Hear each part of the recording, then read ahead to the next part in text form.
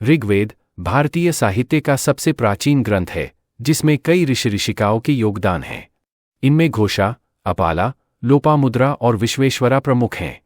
इनका योगदान न केवल वैदिक साहित्य को समृद्ध बनाता है, बल्कि समाज में महिलाओं की भूमिका को भी दर्शाता है। घोषा ऋग्वेद की एक प्रमुख ऋषिका थीं, जिन्होंने 2 सूक्तों की रचना की। वे ब्रह्मवादिनी थीं और उनकी रचनाएं ज्यादातर चिकित्सा विज्ञान पर आधारित हैं। घोषा ने अपने सूक्तों में आरोग्य और दीर्घायु की कामना की है। ऋग्वेद 10.39 और 10.40 में घोषा द्वारा रचित सूक्त हैं। अपाला एक और प्रमुख ऋषिका थीं, जिन्होंने ऋग्वेद में महत्वपूर्ण योगदान दिया। उनका एक प्रमुख सूक्त है, जिसमें इंद्र देवता से अपनी बीमारी के इलाज की प्रार्थना की है।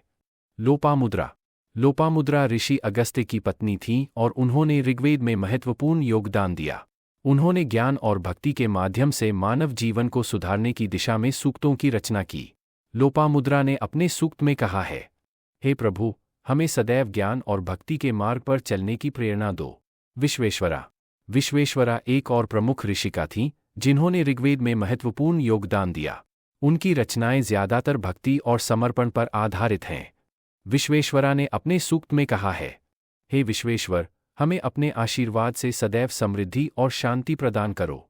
घोषा, अपाला, लोपामुद्रा और विश्वेश्वरा जैसी ऋषिकाओं ने ऋग्वेद में अपने योगदान से न केवल वैदिक साहित्य को समृद्ध बनाया, बल्कि यह भी सिद्ध किया कि प्राचीन भारतीय समाज में महिलाओं की महत्वपूर्ण भूमिका थी।